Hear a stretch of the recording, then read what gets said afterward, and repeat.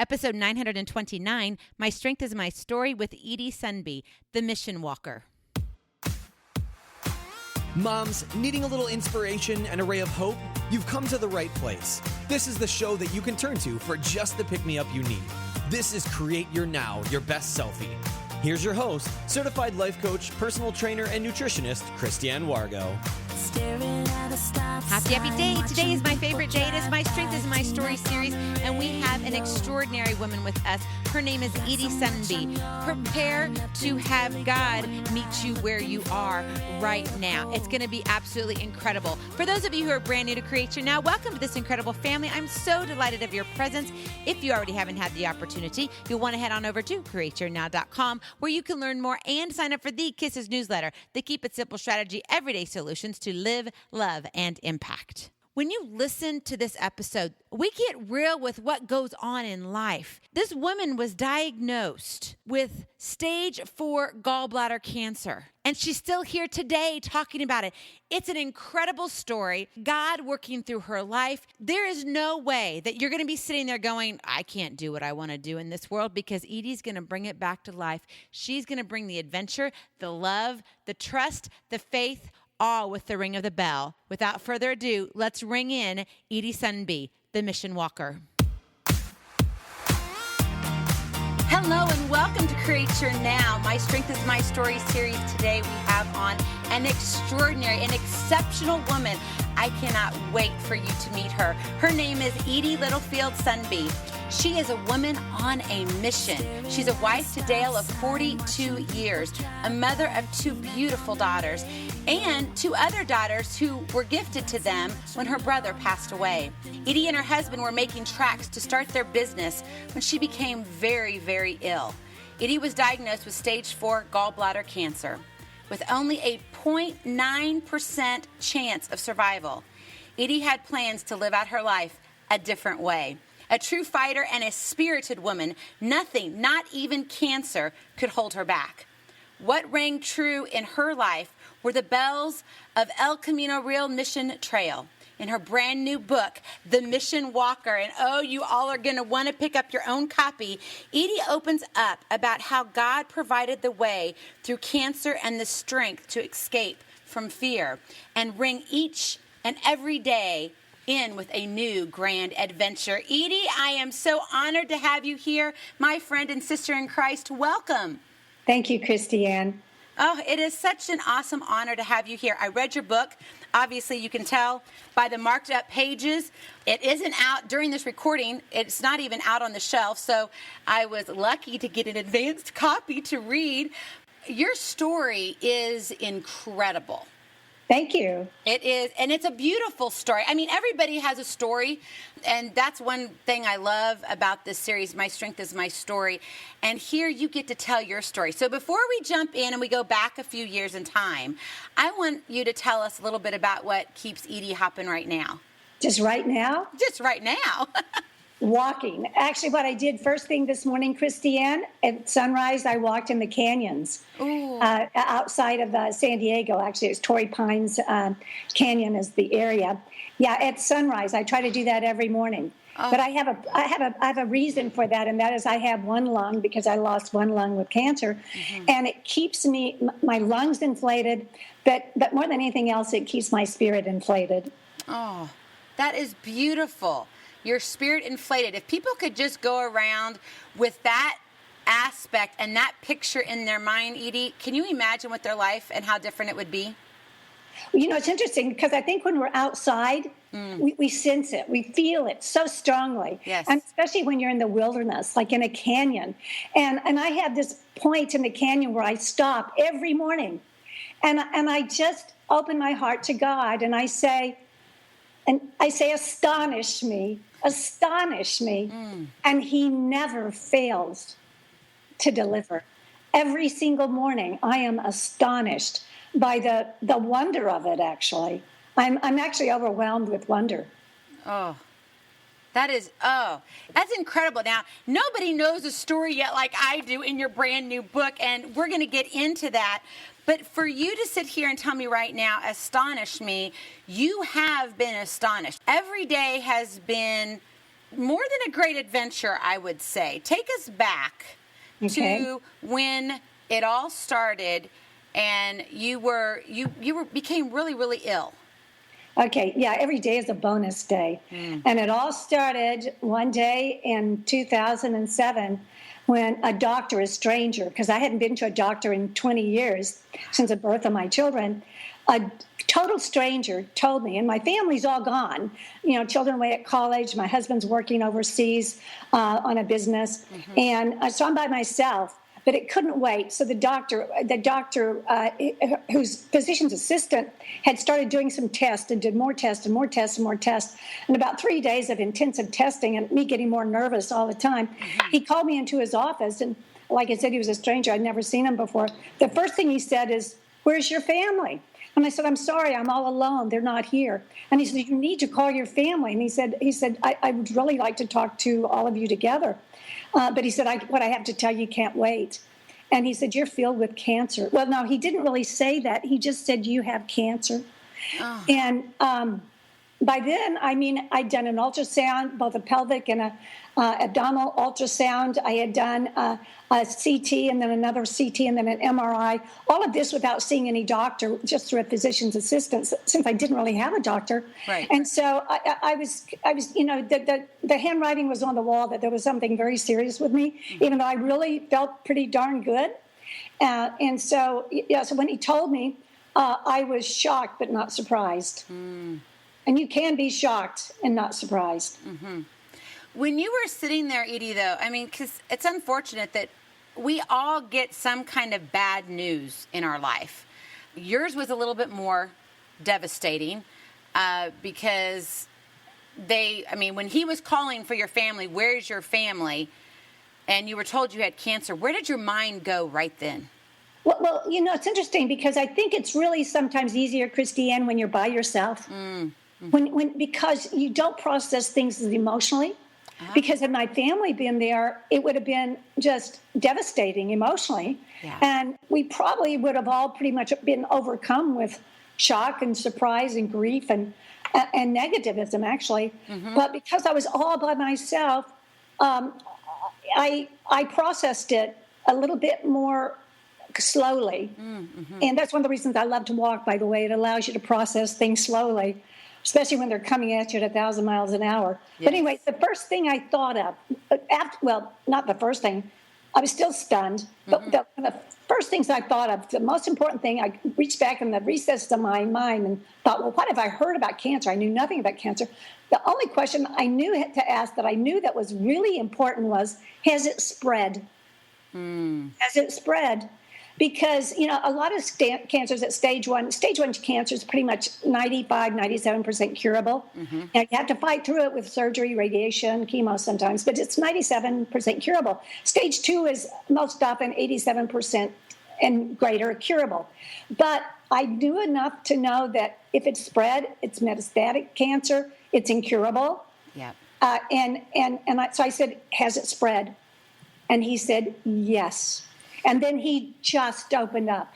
And he opened up and he said that I was filled with cancer, that they had spotted it in many organs in my body. And it looked like the source was gallbladder. And he mentioned that one tumor that they saw appeared to be 17 centimeters. Well, I had no idea what 17 centimeters was. And so I asked him, and he said, that's about 7 inches. So I sat there, and I, in my hands, I put my hands 7 inches apart, my fingers, and I just sat there stunned, and knowing that this was the size of my abdomen, actually, from my belly button. This is like my abdomen. And it was a tumor that had broken out loose, in addition to tumors in the liver, in addition to the tumors in colon and rectum and other places in my body, and a blackened gallbladder that there was in my peritoneum, floating in my abdominal cavity was a 7-inch tumor. All of these things I didn't know at the time. I was just fixated on, and that helped calm me. Anything you can do physically and visualize and get a hold of, and just to quiet the panic. Visualization to quiet the panic. We all need to take note on that one. But it took more than that when I left his office, Christiane, because I had to connect with God, because what I was going to go through, I knew that I could not do it by myself. And I remember just kind of in a haze, finding my way to my car, getting out of the parking lot there of the doctor's office, and almost immediately I pulled over to the side of the road because I knew I had to get away. I had to go for a walk. I had to do something. So I pulled over. And it's interesting because we have these mission bells along the road here in California that marks the old Camino Mission Trail. And I had never really noticed them or thought anything of them, actually. You know, they're kind of like invisible to us speeding by in our cars at 80 miles an hour or 60 miles an hour. And so I pulled over, and I was in kind of the shade of this mission bell alongside the road. I could hardly even get over out of the traffic lane, but I was so panicked. So I sat there, and as the sun came through the window, I remember just breathing quietly and just trying to find the peace in between breaths, to find the peace of God, the stillness. And all I could say is, please, Lord, have mercy on me. And I breathed deeply, and in the silence, that's where I find God. And I found it at that moment. And the sunlight coming through the window, it was so beautiful. And I thought to myself, this is so beautiful. How can I leave this? Dear Heavenly Father, please, please be with me. Have mercy on me. And by the time I got home, to the rabbit hole of the internet, figuring out what I was up against, calling my husband, him doing some research, you know, I thought I knew what I was up against, but you never know what you're up against. But if God's with us, we can, if he's there with us, which he always is, we can pretty much deal with anything. Oh, yes. And speaking of your family, because I'm sitting here thinking that people are probably like, where was your family? You get this news, you're on the side of the road, and you're calling your husband? Your husband wasn't even in the United States at the time. No, he wasn't. We're entrepreneurs, so we're small business people, and we start small companies. And actually, he had a programming team that was overseas, and he had to work with them. And my children were away at college. And I did have one daughter that had taken a gap year from college, and she was here in San Diego, but she was at work. And yeah, you know, that's how life is. But you had God on your side at that immediate moment. Absolutely. And I knew it. And that really helped with the acceptance. And now, accepting doesn't mean that you're just going to roll over and just be passive. Not at all. Acceptance means that you deal with it. There are facts on the ground. It is what it is. And there's no time for being, there are times to feel sorry for yourself. There are times to cry. There are times to be angry. There are times for everything, every purpose unto heaven. That's what the Bible teaches us, the time and purpose of everything. But at some point, you have to get it together, and you have to deal with it. And that's when you are with God, the deepest and the strongest and the most connected is when you have to deal with it. You're not alone, ever. You're not alone. And in fact, you grew up, which I found very fascinating in reading your book, which you all will want to pick up your own copy of The Mission Walker. We will have the links in the show notes for you. It is an incredible story of this woman on a mission, and it's a mission that's going to touch your heart, and it's going to go beyond that. I promise you that. So stay tuned, because there is so much more. Edie, you grew up with an amazing family, from what I read, and your mom and dad were very, very near and dear. And this wasn't something, you were faced with this huge, more than huge brick wall, this obstacle, more than Mount Everest in front of you, by yourself. Yes, God by your side. And you're sitting here going, I can do this. And you wrote in your book, you said that your mom and dad taught you how to trust God, to be flexible, and to moderate expectations. They taught me to be happy with what I have, to guard against blame, and to refrain from feeling sorry for myself. Wow, what a gift your parents gave you. You know, I was very lucky because I was raised on a farm in rural Oklahoma, actually a cotton farm. My dad was a cotton farmer. So and he had 12 children, and I was the next to the youngest of 12.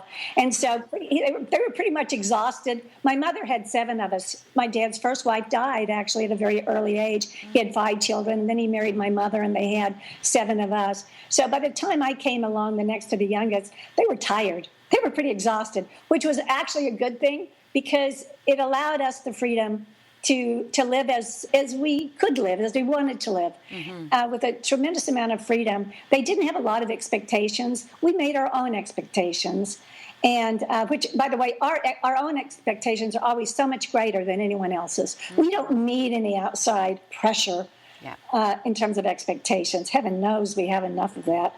Yes, and so I was raised with that large family, and my mother and father were very accepting, because on a farm, especially in drought-prone Oklahoma, I was raised. It was during what was called the filthy 50s, during the 1950s, before we even had electricity. So we had no electricity, but there was another drought. There was a huge drought. Everyone knows about the Dust Bowl in the dirty 30s. Well, this was the filthy 50s, 20 years later. Every droughts are cyclical, and they hit time after time after time. Life is cyclical. It hits, you have your peaks and you have your valleys. Yes. And so the question is how do you deal with that? And because I was raised on the land, and the generations of farmers, and my folks had the attitude that you deal with it with acceptance. And what that means is that Daddy would work harder and Mama would use a little less. But we always got by. God always provided. And we had such tremendous faith that God would provide. And He does provide. Yes. And He provided in your moment of chaos. Yes. He was there. The God that I was raised with was there. And I was so beholden to my folks for raising me in a wonderful Christian family and teaching me these things, because when you need it, it's there. And in fact, the first thing I did when I came home to an empty house, I'd just been told I was dying of cancer. I was filled with cancer. The first thing I did was take down Mother's Bible, her large print Bible. She had died years before. I took down her Bible, and I held it close to me. And I knew that I wasn't holding Mother's Bible close to me. I was holding Mama close to me. Yeah. And that's how I felt peace. There's just something about that. I mean, it gives you it's that blanket of comfort. God provides that, but when you have that sound foundation that you were gifted as a child, I mean, you had no idea you would be facing this in your adulthood life. And your children were still young. In college, they're still babies. Yes. We're all babies at heart. Yes. We really are. We all, and we have to remember that. We have to love ourselves. I think that's God. We're made in God's image, and God made us for love. He made us out of love, and so one of the ones He wants us to love is ourselves. And I found going through cancer, the ravages of cancer, what it's doing in my body, I had to often hug my body. I would talk to my body. I would make a pact with my body. I would say, okay, sorry, after chemo or after surgery, I would apologize to my body for having to hurt it. And I would thank my body for being there for me. God has given us the most wonderful body. It is indeed, my mother always said, your body is the temple of your soul, and to treat it accordingly. And I've always done that because of Mama. That's right. And you did that. And so people would say, well, how in the heck did you get cancer? Because you were not one you're not a smoker. Well, at least I didn't read that anywhere that you were a smoker. You weren't big into drugs that I could tell. Never. And it's like, where did this come from? You were a healthy, amazing woman. That's why you didn't have a doctor, because you had no need for one. It's really interesting because Mother always talked about comeuppance. And what she meant by that is life is going to smack us all in the face. It's always smacks us in the face. And I tell you, if life wanted to smack me, it couldn't have done anything more startling than punching me in the face with cancer, because I was arrogantly healthy. No, I didn't smoke. I didn't drink. You know something? I didn't even have milkshakes. And heaven forbid if I ever had whipped cream on my milkshake or whipped cream. And, wow, I was arrogantly healthy. I ate raw veggies and fresh veggies and my salads and fish and lean meat and all of that stuff. But guess what? In the final analysis, you just get cancer. Cancer is, it's a mystery. No one really understands cancer, just like no one really understands life. No one really understands the mysteries of God. It's all mystery. But there's something about that mystery when it comes to God that just puts a smile on your face and warms your heart inside and out. Absolutely. Yeah. Absolutely. And so for you, okay, so let's fast forward a little bit here. So you found out that you had cancer. You talked to Dale, you talked to the kids, and you began to explore options. Yes, I was really lucky because I had an accelerated death benefit on my life insurance policy, which says if you got a terminal illness and you're going to die within 6 months, they send you a check for half of your insurance policy. Wow. I had a check within 3 weeks. That's how I had a check in my mailbox within 3 weeks on my accelerated death benefit on my insurance policy. It was that serious. So that opened up opportunities, financial. And by the way, you don't have to pay anything extra for that. So a word of wisdom to those out there with life insurance policies: make sure you have an accelerated death benefit rider, because it sure comes in handy. So that gave me the means to. I got on a red eye. I had no appointments. I didn't have time to wait in line for 3 and 4 and 5 weeks to make appointments and see doctors. Right. I had to move, and I had to move fast. In San Diego, they were pretty much talking about palliative care already. Yep. And that's okay, but I just wasn't there yet. Edie, for those listeners who don't know, what is palliative care? Okay, palliative care is you're dying very fast, and they want to keep you comfortable. In other words, they're not really going to treat you. Yes. They're going to keep you comfortable, right? Which is okay. Some people choose that, but it wasn't the right thing for me, because even though I accepted it, actually the acceptance it fueled my will. It did not lessen; it strengthened my will. The acceptance did, because I accepted the facts, and I knew what I had to do. So I got on a red-eye flight. I got on red-eye flights without appointments. I went to Sloan Kettering in New York City. I went to MD Anderson in Houston. And I went to Stanford Cancer Center. And that's where I found Dr. George Fisher. I didn't have an appointment. His administrative team was aghast that I showed up. By the way, I showed up there with my family. That was a few days after when they all came home. But I waited 4 hours to see him. I would have waited 4 days to see him. Wow. Because he came in, he put his arms around my shoulders. First he gave a hug to my children. He gave a hug to Dale. He hugged me, and he kept his arm around my shoulder the entire time. And he was so honest, but he was so compassionate and caring. He said, "Edie, I can't cure you, but I will treat you." Mm-hmm. And he said, "I will treat you to the best of my ability." And he said something. He said, "You won't hear me say the word palliative, because for me, I'm a doctor. I believe in treating." And this is someone who only treats stage 4 patients primarily. Okay. He's also had a clinical trials. And so he said, you are as healthy as you're ever going to be. This is going to destroy you so quickly. So I want to hit you. I'm proposing one of the most aggressive chemo routines that we can do, treatment protocols. And I've had success with colon cancer and other cancers with this chemo cocktail. And that's how I'd like to treat you.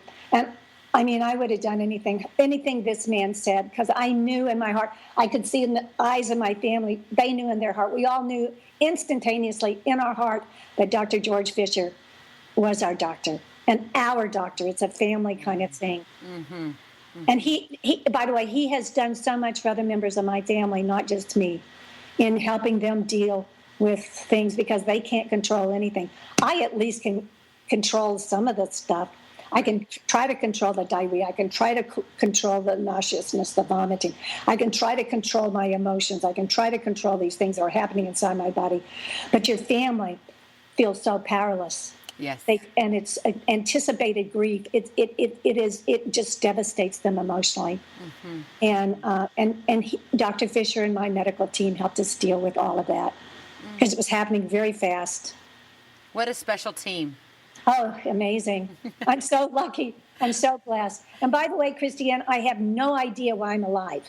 And I will say that. I'm lucky. I'm blessed. It's all of God's medicine. And God's medicine is everything. Mm-hmm. It's doctors. It's your chemo. It's the sun. It's the smile of a stranger who catches your eye. It almost, just catches your eye. It's hearing a bird sound in the distance. God is everywhere and in everything. And that's all of God's medicine. The biggest medicine, though, that I found for me was walking in the canyon, listening to gospel music. I always listen to gospel music when I walk in the canyon. Yeah, how can you not? I mean, because then you can start singing, and then everything is just like, whoa. Wow, think about it. Stand by me. That's right. Help me, Lord. I've got confidence. I love Elvis singing gospel. Yes. Love Elvis singing gospel. And it's like, I know I look really weird sometimes in the canyon because I'm singing, and sometimes I'll pass other people on the hiking trail, and I have to be really careful because I don't want to appear that I'm, a little messed up. Surely not. But you know what? God always makes us a little crazy, right? Because there's something about it. When you have a joy, and I can just tell with you, Edie, you have this joy within you that's relentless. And I know you went through fear battles. I still do. Terrified. I'm terrified. Mm-hmm. Absolute sheer terror, horror, terror. Yeah, don't get me wrong. It's like frozen in fear. And I'm talking about so afraid that you're overwhelmed with fear. Mm-hmm. And the only way to deal with that, okay, and this is my favorite verse in the Bible, is when God told Job to pour out thy overflowings. Now, he was talking about anger. He was talking about some other emotions. But to me, God is telling me, and I every day pour out my overflowings. Dear Lord, help me pour out my overflowings. Be it fear, be it anger, be it sadness, be it whatever it is. Help me pour out those overflowings, because when I pour out those overflowings, I feel with this grace. That's how we feel with grace. Pour out the emotional overflowings and feel with spiritual grace, at least for me. Mm-hmm. That's something that all of us need to let sink in right there, exactly what you said. We need to pour it out so we can be filled up, because a lot of us, we are so stuffed. And like you said earlier, we are so busy.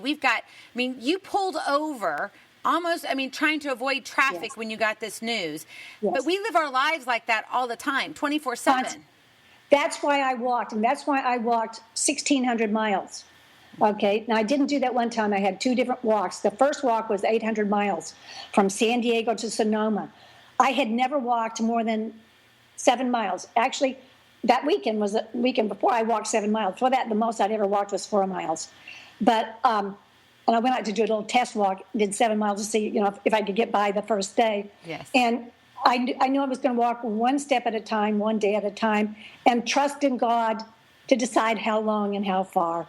And it took 55 days of walking, and I walked on average 15 miles a day. And by the way, this was less than 6 months after Stanford took out my right lung. And this was celebrating 6 years of anniversary of dealing with this and it coming back and having all these surgeries and missing all these body parts. I had almost 1 million milligrams of chemo, 79 treatments, and I was still alive. And I was vibrantly alive because I was filled with that joy you talked about. And so, but I knew I needed to heal physically, and I needed also to heal spiritually. I had to pour out, the emotional ashes, if you will, scatter the emotional ashes. And no better way to do that than walking. So I started walking the old El Camino Real Mission Trail and following all those mission bells all the way up to 21 missions and lighting candles of thanksgiving and gratitude. And it took 55 days, walking on average 15 miles a day. And at the end, I had walked 800 miles. And when I got there, north of San Francisco to Sonoma, I didn't want to stop. That was the last mission of the old El Camino Real, the old California Mission Trail, but I didn't want to stop. And God answered a little, and I didn't even know it at the time, but flying above me were some geese, and they were flying south. And I had seen this last mission bell, and it said on it, Loretto, 1697. And I realized that the mission trail didn't start in San Diego. It started in Loretto, Mexico. Loretto, Mexico, 1,000 miles south of the border, used to be the capital of California. It was the capital of California, actually, for 4 years before they moved it to Monterey, California. And so the mission trail, where the missionaries started to walk to California, they started in Loretto, Mexico.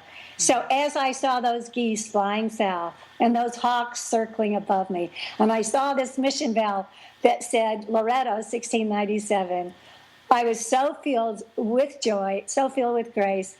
I knew in my heart that I had to go to Loretto, Mexico, and start walking where the mission trail started.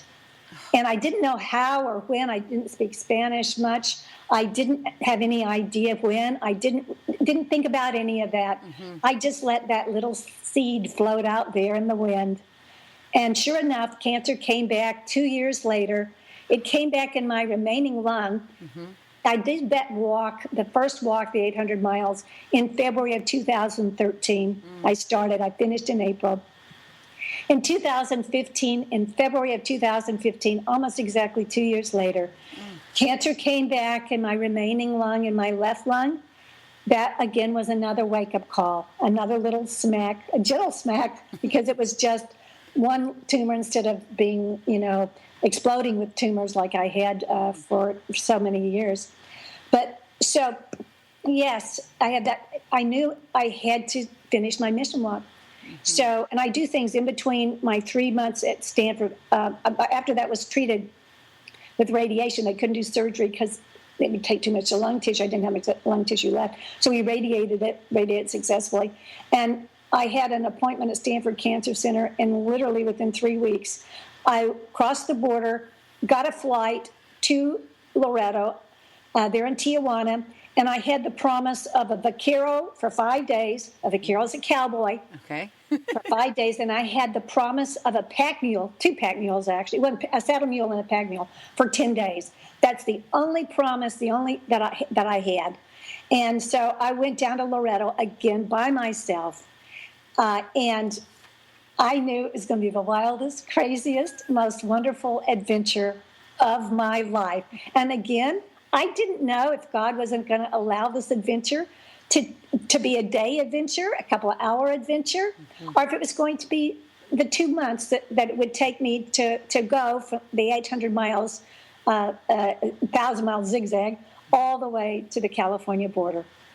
So it's a walk of faith. Every walk is a walk of faith. Every day is a walk of faith. It is. And you say, and throughout your entire book, which of course you all want to pick up your own copy of The Mission Walker, it is extremely touching. It is, oh gosh, there are so many words I could use. At times it was almost revolting because how can cancer keep coming back? I mean, seriously, come on, enough is enough, God. Why won't you just let her be, either take her home or just heal her completely? He had obviously other reasons, but you will be touched. You will want to pick up your own copy of The Mission Walker. We will have that information in the show notes for you. Edie, when you were down in Mexico, because before on your 800-mile, the first one, you had kind of a team, like they would take shifts. You had some people that would walk with you, and you had one guy, I can remember you found, I think it was a friend who came to drive up, was it Q? Oh, I can't remember. Let me look at my name. Dead Dolly came up. Yeah. Oklahoma, yes, to drive the van. I had a friend, Ron Graham, who had this van, this camper van, and he had loaned this camper van for me for 3 or 4 years when I was really in the throes of chemo and all this other stuff, because I had treatment every 3 weeks. I had chemo rounds every 3 weeks, and I had to do something in between just to save my soul, to save my spirit. Yeah. And so a lot of times what I do is I take Ron Graham's camper van, my husband and I, and we'd just take off. And we'd take off for 3 weeks, and we'd just put GPS on scenic bypass. And we'd go to these national parks, and we'd go to these wonderful places and try to just get away from the cancer. And also to heal physically and spiritually and emotionally between this onslaught of fighting. And yeah, so he had loaned me this camper van, and he agreed to loan me this camper van for 2 months. And a friend from Oklahoma, spiritually, incredibly spiritually mature person, Deb Dolly, who just taught me so much. She came from Oklahoma and drove the camper van. And yes, I had people walk with me some days not. Yes, it was kind of a spontaneous thing. Again, walks, especially long walks, life, we walk alone together. Yes. Yeah, we do. We walk alone together.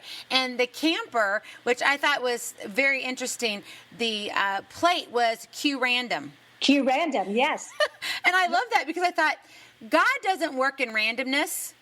We sometimes see that as like we say that it's, coincidental, or, oh, it just happened, or it was by luck. But here you have this nice little camper and your whole team, and it wasn't by random, yet it was called Q Random. So I thought that was interesting. Can I mention something about Christiane? Sure. Because Ron Graham is a famous mathematician. He's a computer scientist emeritus at the University of California. And he was raised in a poor family. They moved around a lot. His father was a worker in Taft, California. So they didn't even know he was a genius until he was like 12 or 13 years old. And he had graduated from college by the time he was 15. But he's just a renowned, Ronald Graham, one of the premier mathematicians in the world. And this is a mathematical theorem. Now, he's not religious. And he's very private, so I'm not even sure what his spiritual inclination is. Mm-hmm. But his theorem, he's a mathematician, and that's his theorem, Q random. And I explained this in the book as best I could. But it's that, yes, what you just said. He has proven, or not proven, but he has a mathematical theorem on Q random that says that nothing is random. Everything there's interconnectedness between all events. Mm-hmm. And to me, that is spirit. To me, that is mystery. To me, that is God. Yes. Now, it may not be to a scientist like Ron. I don't know what's in his heart. But just the fact that he, with his wonderful brain, his wonderful mind, conceived that mathematical theorem, to me, that was a miracle. Yes, yes. Yes, and that's what I took away from it, Edie. It was like, oh my gosh, I mean, to see all of this together, of course, you're in it. Now, walking, I got to tell you, I'm a big walker too. I love to do about 7 to 11 miles a day. So I love the walking too. I'm right there with you. There's something about when I was reading your story, I'm like, there is connectedness. And when you're out there and you take time to breathe, you begin to connect the dots. But sometimes when we're all stuffed up and we miss those bells, we miss what's right in front of us. Oh, totally. We don't see mission bells. Mm-hmm. We have probably 500 or 600 mission bells along the Highway 101. It doesn't run exactly according to the El Camino Real, but they put it where people see them, not necessarily on the actual road itself, right? The old trail itself. But people don't even see them. There are almost 1,000 of these bells, and people don't even see them because we're driving by so fast. But walking, and I think you'll agree with this, Christiane, since you love to walk, it slows life down. Yes. And we connect. And as I was walking the Mission Trail, not only did I connect with what was happening in front of me real time, and you have to become owl-eyed. I mean, my gosh, you can be hit by a car at any point in time. Motorcycles, bicycles, 18-wheelers, knocking you off the road. You're in the mountains alone with bears and mountain lions and all those other things. So you have to just be rattlesnakes. Rattlesnakes, yes, totally in the now. But what that does is that opens you up to enormous insight. Enormous insight. Not only did it heal my lung that had just been removed, my body, but it healed my spirit and slowed me down. And what can I say other than it was transcendent. It was transcendent. Walking, and how in the world can you walk hundreds of miles and be transcendent? That's part of the mystery of it. The more you walk, the more you connect. There were days when I know it sounds like hyperbole, but really every day I felt born again out there. My body, my physical body, every day was being transformed. And isn't that really a rebirth? That is, yes. And that's what God wants us to experience in everyday life. I mean, when we wake up, when we lay down, our body is to detoxify. It's to get rid of. It's built that way. And a lot of us need help in that sleeping area anyway. We all could use more sleep, but we don't make it a priority. Well, if we would begin to make some of our foundational things a priority, like you did with walking, walking is call it primal. We're made to walk. That's how God created us. Absolutely. And he really opens us up to some of that mystery when we're walking, because movement is what we're meant to do. And yes, we're meant to move spiritually. We're meant to move emotionally. We're meant to move physically. And it's all interconnected. You said in your book, if I can move, I'm alive. Or if I'm I not can move, sick. I'm not dead. I'm not sick. That's right. Thank you. Yes. I can move. I'm not sick. I realized that truth within days of being diagnosed with stage 4 incurable cancer. I realized if I can move, I'm not sick. And I realized it reading Lance Armstrong's book. It's not about the bike. And yes, if I can move, I'm not sick.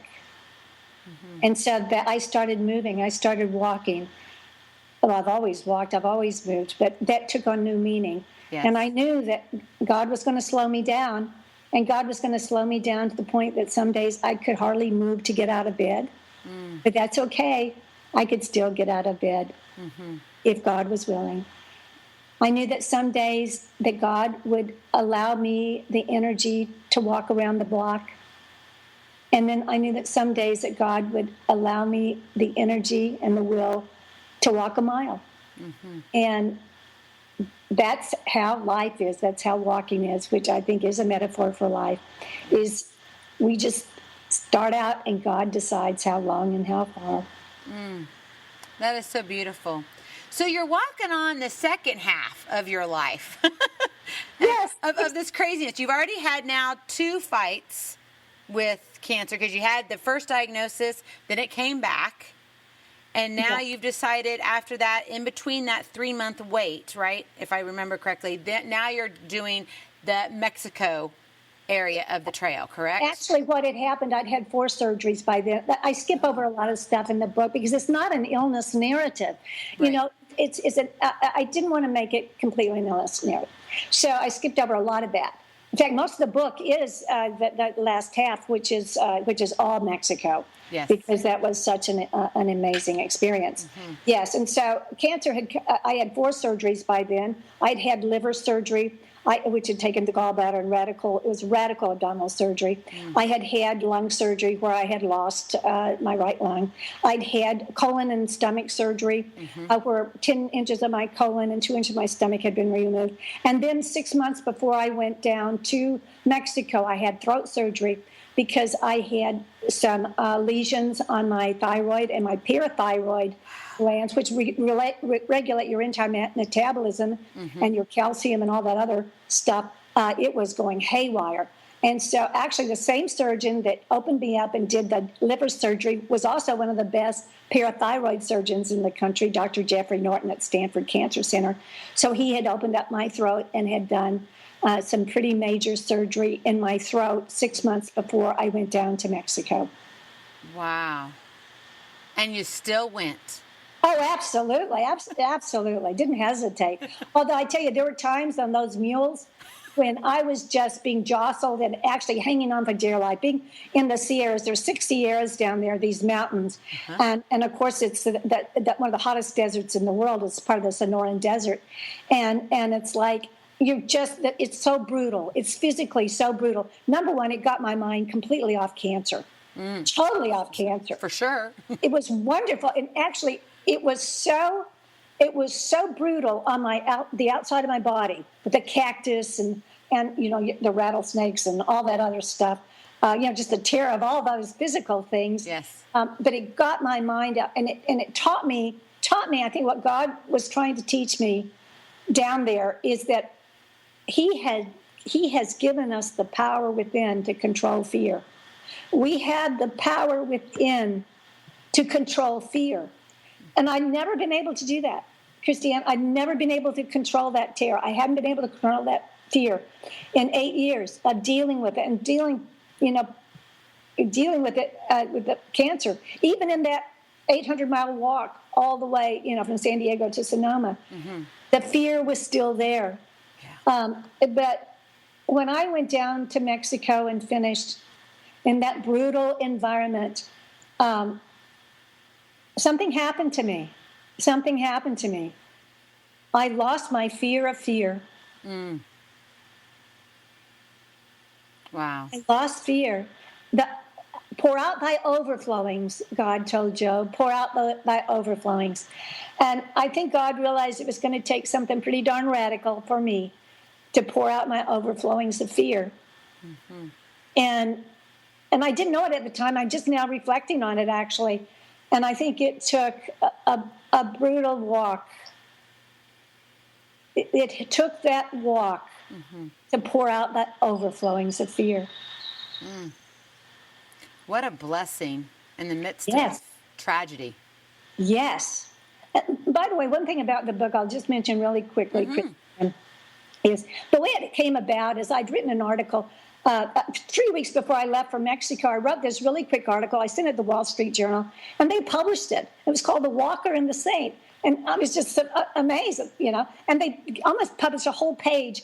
And someone had seen that and said, this would make an interesting book. And I didn't. The furthest thing from my mind was writing a book. I mean, I'm still, dealing with cancer and all this other stuff.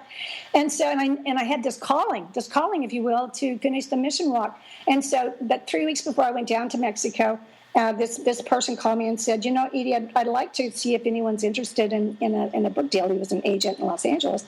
And I said, I said, yeah, that would be great. Goodbye. I'm going to Mexico. So it came to pass that HarperCollins, Thomas Nelson liked this whole idea. And so the publisher, W Publishing, which is an imprint of Thomas Nelson and HarperCollins, Matt Bauer at W Publishing called me and he said, Edie, we want you to do a book for us. And I said, my gosh, I said, Matt, what kind of a book do you want? I said, do you want an illness narrative? I said, do you want a spiritual book?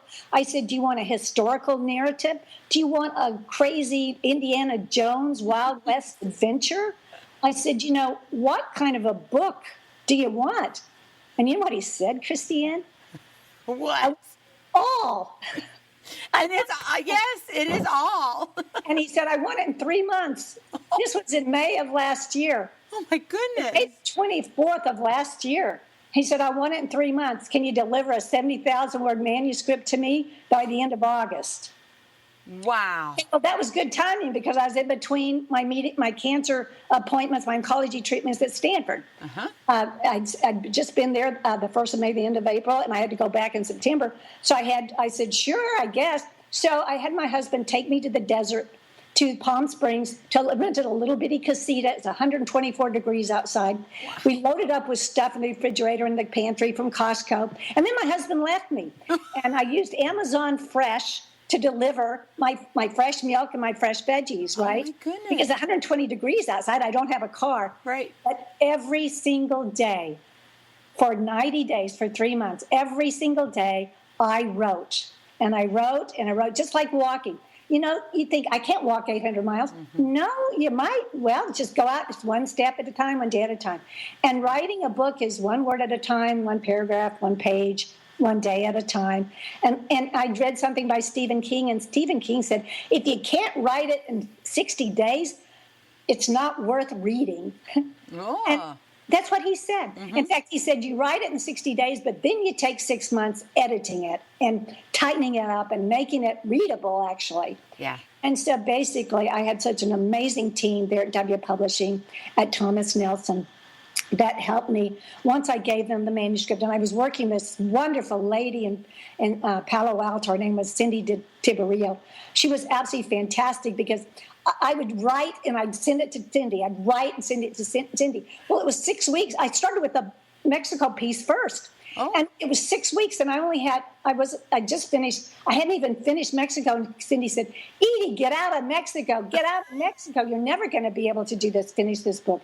And I couldn't. You know, it's like walking has its own rhythm. Yes. And writing has its own rhythm. I said, Cindy, I can't get out of Mexico until I told the whole story.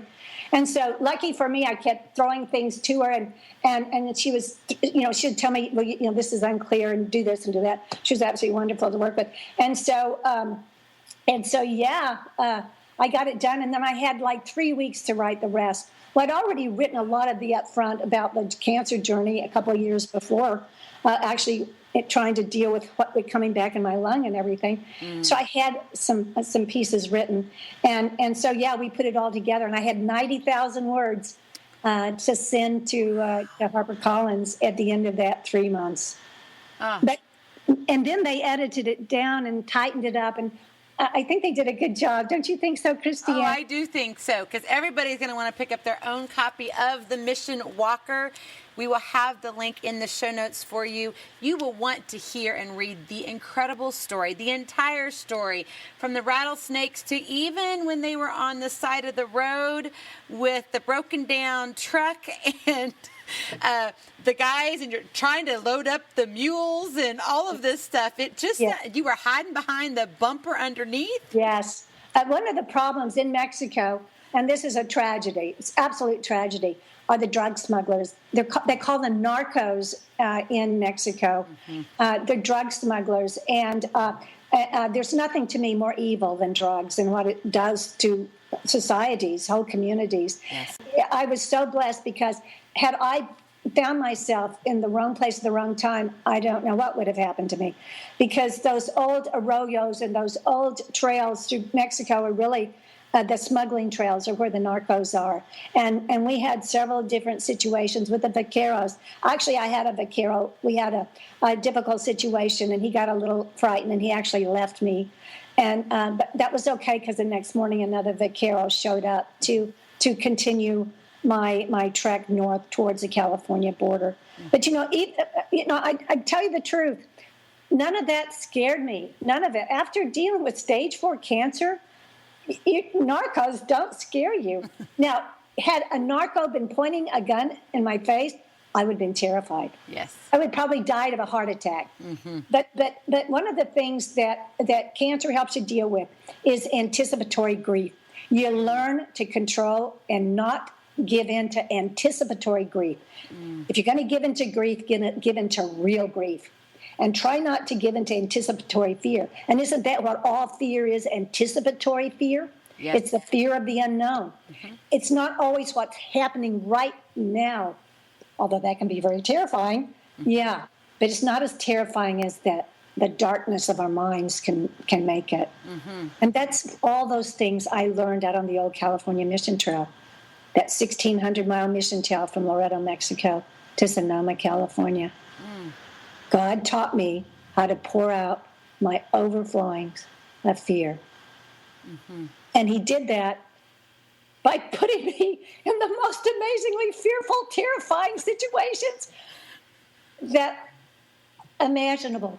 Except I've never been on a battlefield, and I hope never to be. But yeah.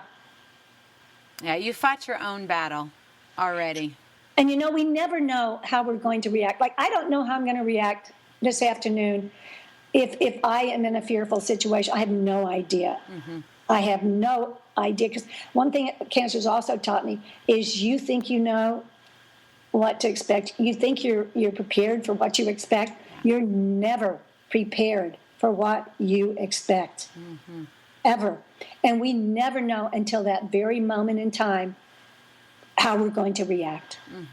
And we but and this is how I ended the book, and that all is well is a theme in the book. All is well. Yes. And I think if God is whispering anything to us, and He does, He whispers. He every second of every day. We're recipients of God's whispers. But God is saying to us, all is well. Regardless of what is happening, all is well. And another mission walker taught me that, a dear friend, Joyce Blue Summers, taught me that on a mission walk, all is well. And I called upon that strength when I was walking in some of the very difficult situations. Because Joyce said, Edie, if you say and you pray to God and you hear God, God will whisper to you, all is well. And just say that, all is well, and all will be well. And that is so true, Christiane. It is so true. And it's so beautiful. Your story, your life is absolutely beautiful inside and out. Thank you, Christiane. Every life is. Yes. Every life is. That is the present that God has given us. And that's why I love walking, is because walking allows me to unwrap that present very, very slowly. Let me ask you this. For the person who's sitting there struggling right now, going, well, you're fine. You got through cancer, even though it was horrible, So wait, but I'm stuck in, this is where I'm at. And I'm in the mess. What would you tell that person as to their steps, the first step to begin to get out of that mess? What advice would you give them? That is an enormously good question, Christiane. I think that when life hits us with a curveball, just, it's okay. Let it stun you. Let it knock you down. Just don't let it knock you out. And pray to the Lord for help to pick yourself up. And every day I try to pray to God to hear what God wants me to do. And even in the times of struggle. And by the way, you can die and still be healed.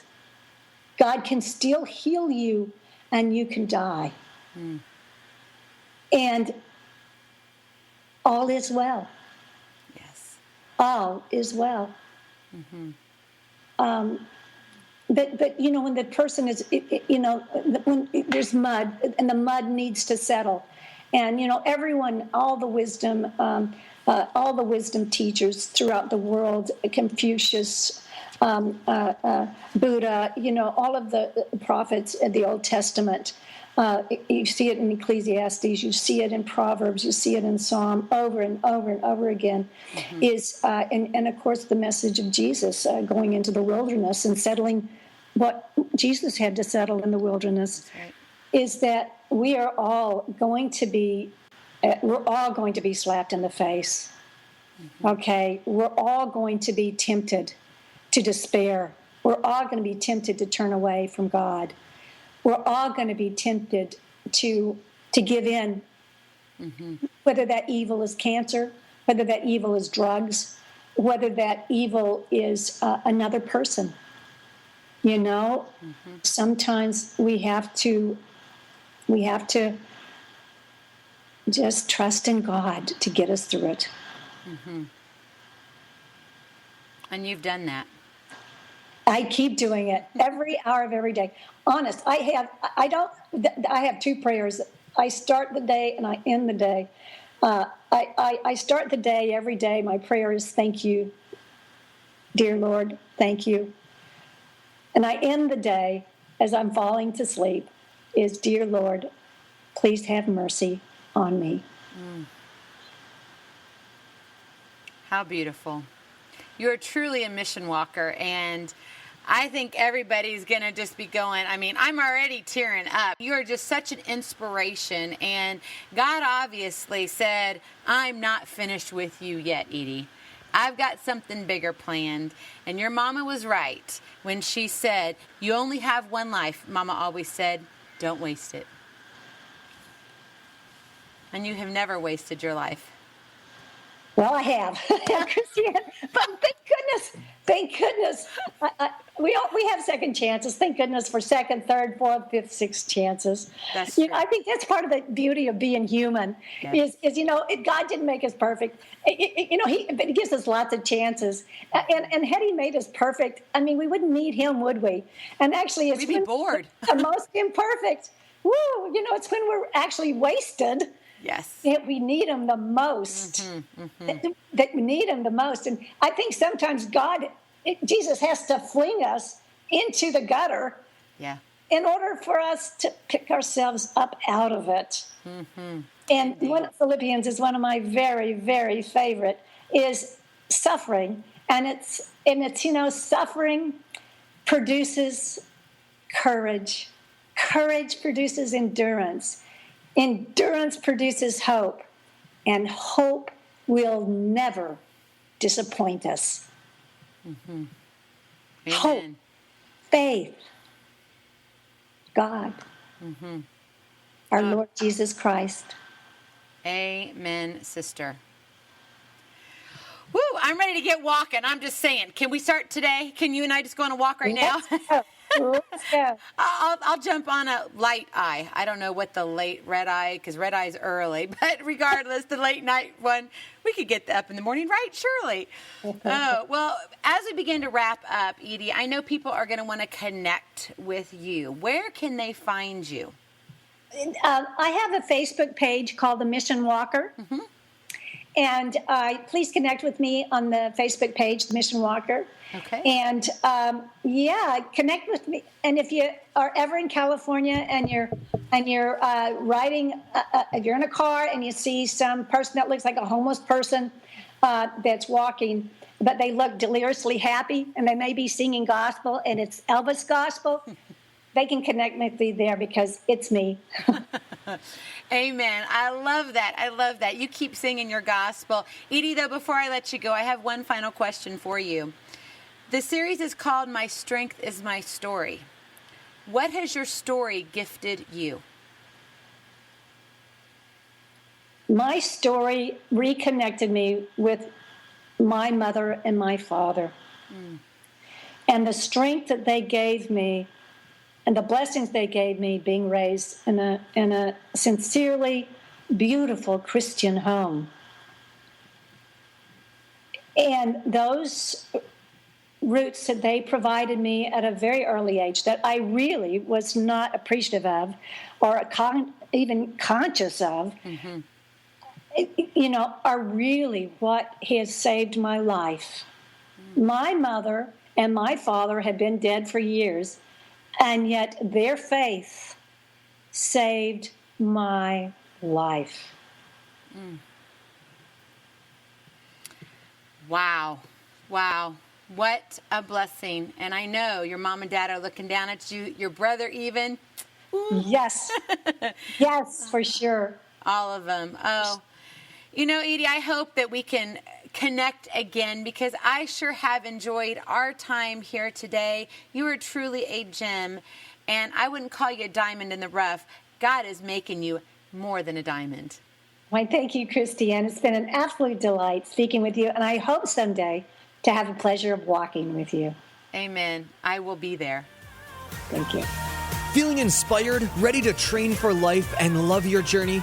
Visit createyournow.com for more incredible resources to help you along the way. We'll see you next time on Create Your Now, Your Best Selfie. And remember, always be sure you consult your physician before beginning any health and fitness plan.